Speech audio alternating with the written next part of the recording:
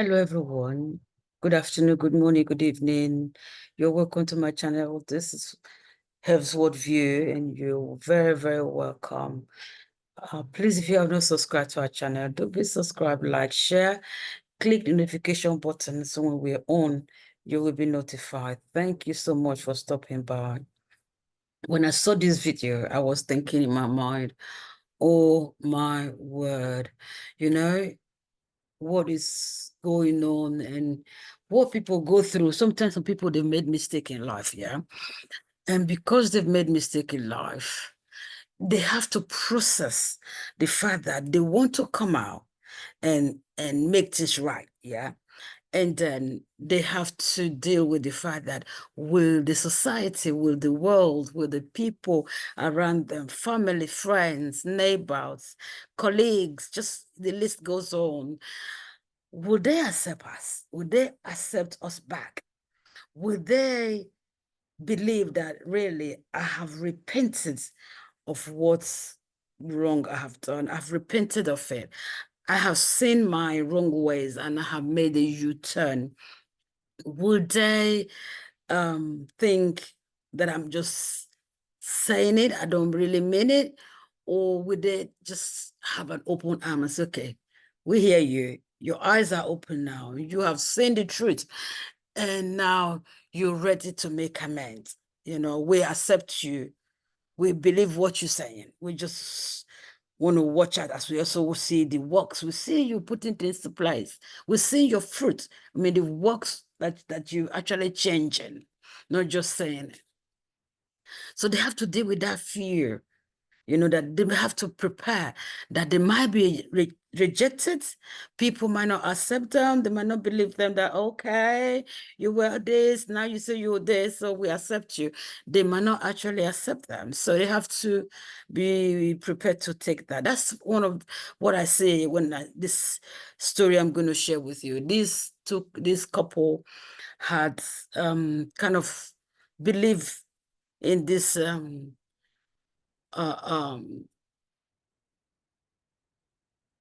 where they believe that other people are not good enough, or they hate other people except for themselves. And listen, you're going to watch it yourself. That will actually just break it down for you. But what I picked out is what I just said to you, that we have to be prepared to accept people when they see the light, when they see the wrong they are doing to themselves, their family, the society, the people. And then they have come to realize it, and say, okay, I'm changing. Now I see the truth. Now I know how to live better. I want us to have a heart to forgive and accept such people back and just know that they made the mistakes. A self-described former white nationalist is reaching out to various platforms to denounce that ideology. This is one of those platforms. Most of my work is done with this saw that I built. His name is Daniel Burnside, professional woodcarver. Carving for me has always been a place where I can escape. An escape from what he calls his past life. Absolutely. Burnside was a 10-year member of the National Socialist Movement, once the largest neo-Nazi white nationalist group in the United States. NSM describes itself on its website as an American Nazi party, fighting for civil rights and self-determination of whites in America. Burnside was second in command as chief of staff and operations. In 2019, Pittsburgh's Action News 4 talked with Burnside at his home in Powder County, part of a deep dive into the state of hate groups. At the time, his property was decorated with large swastika images and flags. And this was the exchange at the time. You don't consider yourself a racist? Not at all, no. But others do. Others may. You have a reputation. You are a new emerging face of white nationalism that generally is perceived as racist, but you deny being a racist. I deny being a racist. But on May 4th, just 2.5 weeks ago, Burnside sent this email to Pittsburgh's Action News 4. It says, hoping to reach Mr. Ingram and offer an apology. In the subject line, it says, leaving behind a life of hate. That prompted another visit back to Burnside's house. This time, the swastika images are gone. You described in the email to me, you're leaving behind a life of hate. What was it like to live a life of hate? Horrible. Horrible.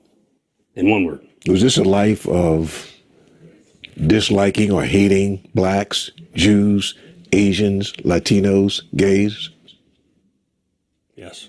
Burnside's wife, Sabrina, was also part of the neo-Nazi movement. Basically a white gang, if I had to, put it in layman's terms. They hated black people, they hated Jews, they hated homosexuals, they treated women like garbage. I have a swastika tattooed on my arm. I would go grocery shopping with it. It was every fiber of your being was just that life.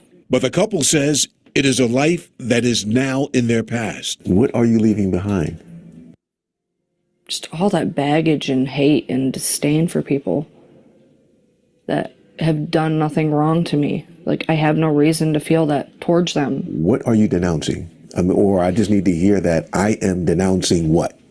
I am denouncing anybody that hates somebody on a basis of race, religion, or sexual identity. If you've not done nothing to me, you've taken nothing from me, why do I have the right to feel that hate towards you? But why the change? What was that telling moment in your life that said, this life as a white nationalist is not for me? What happened? I'd say it was over time.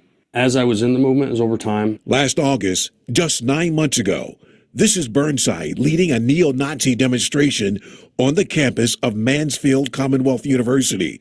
But Burnside says his transformation away from white nationalism was actually happening even during this demonstration. But I was completely 1,000% on the wrong side. Is a form of that where you feel like you constantly were defending something that you didn't wholeheartedly believe. For Sabrina, change happened when her children struggled to fit in with others because of the white nationalism ideology.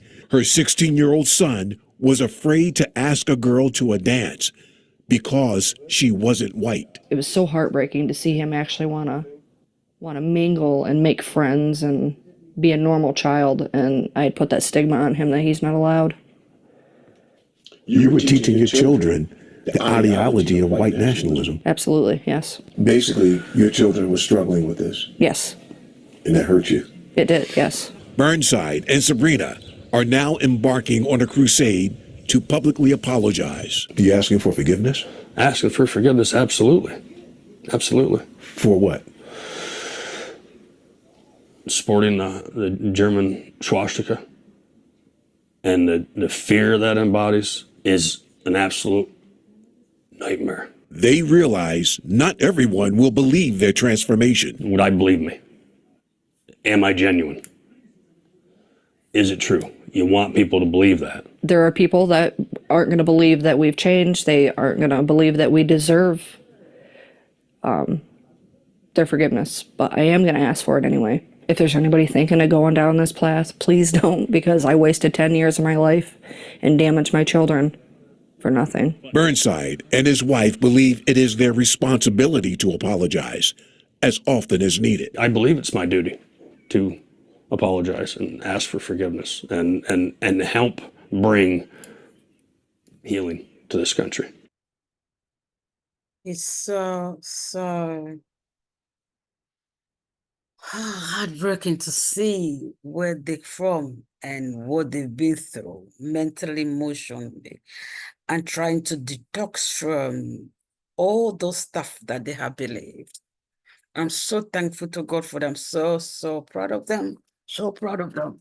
Because they're ready to take the high road and just do what it takes to make things right and to heal the nation.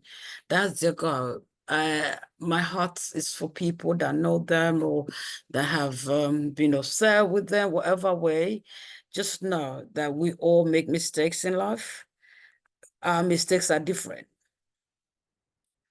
Our ways are different. What we do wrong and what we do right, they are different. What you may have done that you're doing that you don't like, or people around you don't like, it might be different, but it's still the same thing. The day you realize it, oh, I realized, I said, oh my word, I didn't know this was wrong, and I defended it. I thought I was in the right thing. I thought I was in the right business. I thought I was in the right whatever relationship. Just I thought I was in the right group of people, whatever it might be. The day you wake up and say, oh my word, they're right, or I find the light. However way the truth come to us, we want people that are around us to believe us. We want people that have heard us, or we have hurt in the process, or we have taught them the wrong way of living, to believe and change with us. We don't want people to say, oh, I don't forget about you. I'll keep doing the wrong thing. It doesn't matter. So I commend them. And one thing that just came, wow. Like I said, the United States is a country that is just blessed by God. So I want you to let me know what you think about this video. What do you think about this couple? I'm proud of them in the way that they saw that also that what they did or what they were doing had actually affected their children, and they were willing to change for their own sake, for the children. Though they said they have been kind of, like you want to get out of something, but you're still in it. You're questioning every situation. You're questioning the teaching, whatever it might be. You're questioning. Although you're still there, you're half there, not there. Kind of, you're half and half in a way, because you've come to the point of questioning. I've been in a place where at a point came, I begin to question, are these people real for real?